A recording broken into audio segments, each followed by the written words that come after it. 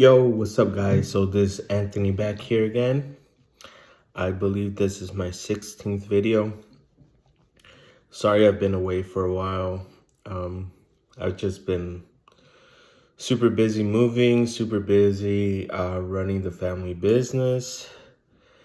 The rest of my family left on vacation, so they left. Well, I was the only one that didn't go because I had to move. So everyone else left, so they left me in charge. And so it's been crazy, trying to balance moving, going to the gym, managing a business. It's just, and the odd thing is, well, this is the crazy thing that I've been thinking about, is that sometimes you're giving tests by God, and I feel like God made everything happen this way. Like, it's weird. It's like one of the most hectic moments of my life. Like, I'm balancing so many things, so much responsibilities, and I feel like God is putting me through a test. So, like, whatever he's preparing me for, it's like, yeah, I was able to handle it. Maybe there were a few moments where I did kind of like didn't act in the best manner, but at the same time, it's just frustrating, working with family, because sometimes, they don't leave things the way they're supposed to be. They don't leave you certain information that you need, and then everything gets out of control, and I lose my cool, which that shouldn't happen. But yeah, I got super motivated into making a video today, because the craziest thing happened today. I'm telling you, semen retention is the gift that keeps on giving. Like semen retention is the fountain of youth.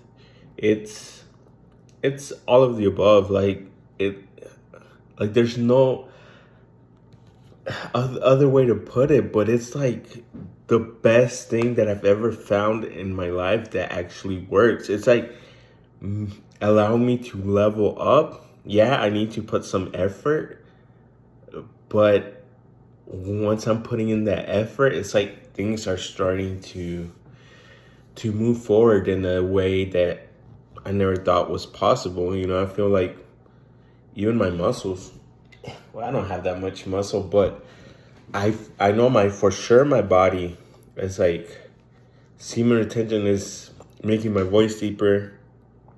When I'm going to the gym, I'm getting strong really fast.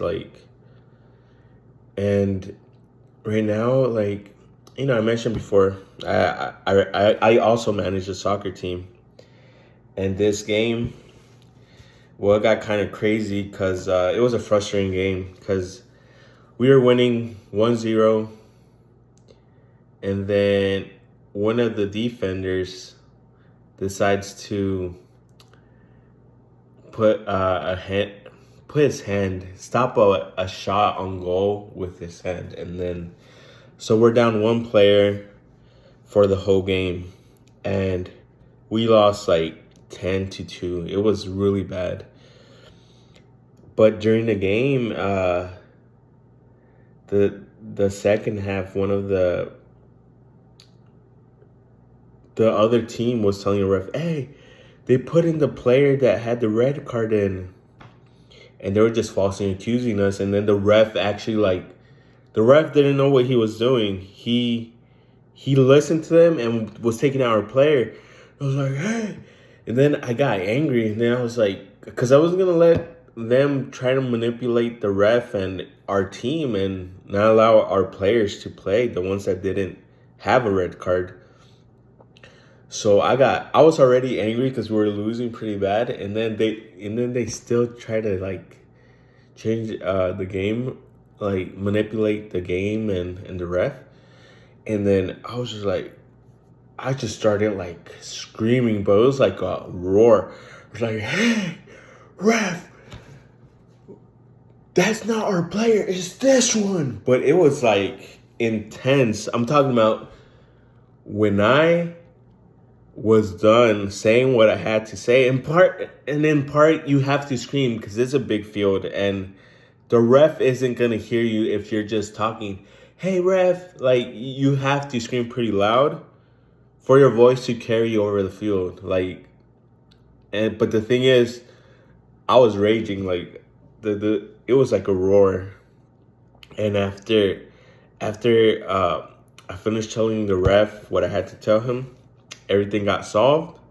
The player was allowed to continue playing, but all of a sudden, you just feel like this whole silence in the field. Like, and I'm talking about, there's a soccer complex where there's like 4 to 6 different fields, and it's pretty big. But I swear, I promise that after I I spoke that way, it was like the energy level of the whole field just like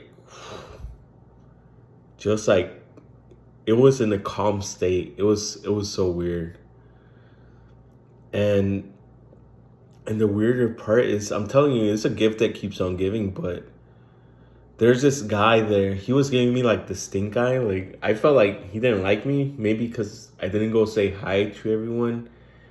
But I don't know almost everyone there. I was kind of late, and then I didn't even know who that guy was. But I felt like he didn't really like me for some reason.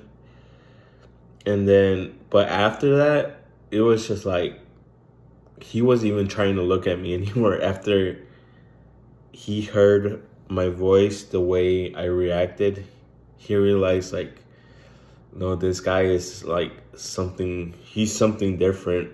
And the thing is, there was these the girlfriends of the players. Oh my god, I feel bad that this happens, but I already told you about this one girl. She looks at me way too much, more than she needs to, and honestly, I don't like the attention because it makes everything weird. But at the same time, it feels nice that a girl is checking you out. But you would rather it be a girl that's not related to any of your friends or anyone on the soccer team. But today, they brought a bunch of girls. I guess some of the girls brought other friends, and I'm sorry, I was just thinking about what I said, what I was screaming at the field. But I I just remember when the girls were looking at me, it was just like crazy. Like, I felt like they liked me more after after me screaming like a maniac. It was the craziest thing ever. And then some of the girls brought more friends, and then their friends were like, I don't know, they were like looking at me like way too much. It was like they never saw that side of a man before, I guess. And it was just like they wouldn't stop looking at me. It was kind of crazy. And I don't know, man. It's semen retention. I don't know if you guys believe in this or not, but it's the fountain of youth. It's inside of you. That's why, back in the day, people never found it because they expected it to be a physical place. But in a way, you're never gonna find it in the outside world because it's inside of you. So, for those of you that think semen retention is bullshit, it's not. It's the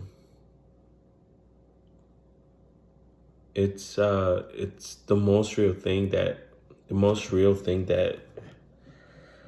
or the most positive thing that has happened in my life. Like, I would rather live my life not being controlled by lust, by my desire for sex, than the way I used to live before. And the thing is, yeah, getting girls' attention is one thing, but you just have more fortitude when bad things happen in your life. And more resilience. Like you could have bad moments arise and you're just going to, you know, you're not gonna let it get you down. And you could be, and here's the thing, it's like when you pair it with the gym, with body game, it's crazy. But I realized that I need to go to the gym. I go to the gym almost every day, sometimes 6 days a week or 7. And both things just go hand in hand, because the thing is, you have that buildup of sexual energy within you, and it creates pressure in other parts of your brain, in other parts of your body. And the thing is, your body knows, your body is smarter than you. Like it knows what to do. It's more intelligent than you. So you have this lust, this sexual energy building up in you. But the thing is, you have to transform it. So when you go to the gym, and if you're retaining, it's gonna show in your muscles. The testosterone is going to express itself in your muscles, in your voice, in your eyes. The way, I don't know, the way I feel like my eyes look different. Like even from the side, I was in this house today and they had like a bunch of mirrors, and then when I walked in, like you can see yourself like from the side, but I feel like my eyes are a little bit more like, I don't know what they call it. It's the hunter's eyes, I guess. And so even your eyes change, and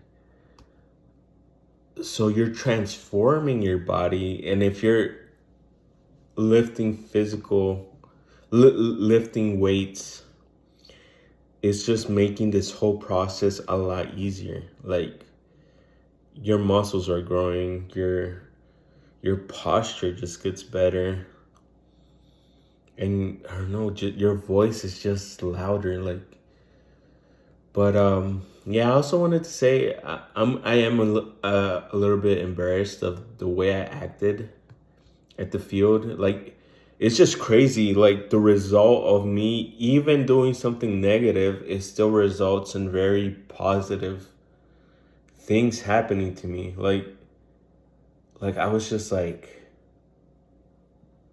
what do I mean, I screamed at people, but I still got really good results. I guess the worst part of it is me probably getting my ass kicked for talking to people that I don't know that way. But at the same time, it's also this thing where I shouldn't have acted that way, because I'm releasing this negative energy into the world. And when I'm spilling out this negative energy, I noticed the ref, when I got pissed off at the ref, I told him, "Ref, are you even paying attention? It's not him, it's him." And then the ref started getting pissed off at the other team. He started screaming at the other team like, "No, you've spoken enough already." And the ref started screaming at him. And the thing is, if the ref was like, I don't know, he has to go home. Like, it's already late here. It's 11. I live here in Georgia. He has to go home. And then imagine, like, I maybe ruined his day for talking to him in that way. And even the players on the other team was like, I started screaming at them. And then imagine if they carry that energy over into their homes, and then they have a wife, they have kids. And honestly, that's the bad part about it. That's the worst part. And yeah, I don't think it's worth it losing your cool. And I'm telling you, like, you do, you are more level-headed when you're on similar intention. And like, and at the same time, I used to be quick to fight also, because I grew up in Atlanta. Um, my family got here in the 80s. So I was in kindergarten, probably like in 92 already. And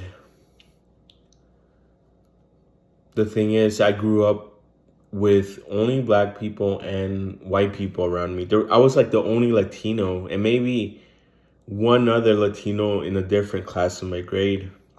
But there were hardly any Latinos back in the day. So the thing is, I would get bullied from black people and white people. And so my dad would always tell me like, hey, defend yourself if anybody tries to do anything to you. So I grew up defending myself a lot because, I just had to, I don't know. I still remember, like, I think I was in second grade. These three black kids tried to, like, hit me in the bathroom, and I punched one in the mouth, and then he started bleeding from his lip. I think I split his lip or something. And when the other kids saw that I hit him, like, they stopped. And so I grew up, like, fighting, not because I wanted to, but it's because I had to. And then as I grew up, I don't like to fight for the hell of it. It has to be a reason behind it. And, like, so one of the last times I got in a fight was probably like in my mid-20s. And it was also soccer related. Like, one of my friends was getting his ass beat. And the thing is, none of the team noticed. And then everything got out of hand. And I went to go defend him. And I knocked the guy out. And then the rest of their team wanted to whoop my ass. And so it got kind of crazy. But, even like a few games ago, the other team wanted to fight us. And I was just looking from afar. Like, if it was me before, I'd probably go in there, get a little bit closer. But I was just like, just let me see what happens. I'm not going to fight unless it's necessary. And the thing is, I do have people there that I love. My two brothers play on the team. Two of my favorite cousins also, which I consider brothers too. They play on the team. So if I saw anybody like intervene, like hitting them, I would probably have to jump in. But, like, you're just level-headed. You're just looking from afar. I wasn't going to get closer because I felt like the more people are around the situation, it's like you're stirring up the energy in the place. So I just took a few steps closer just to see what would happen. And, nothing happened. So I was just like, okay. I'm not going to instigate and make things worse. So, yeah, I do feel kind of bad about what happened today. But let me tell you, somehow, something, I don't know, you just get these crazy things that just happen to you. It's just, I don't know. It's still positive. And I forgot what happened to me. Like, I think I made a video on this, but I forgot to upload the video. But, like, I think a few weeks ago, something bad happened to me. I forgot. I think it was when I was driving. I don't remember what happened. But then things just start happening. And it can happen with women. Women just give you, like, this kind of look to you.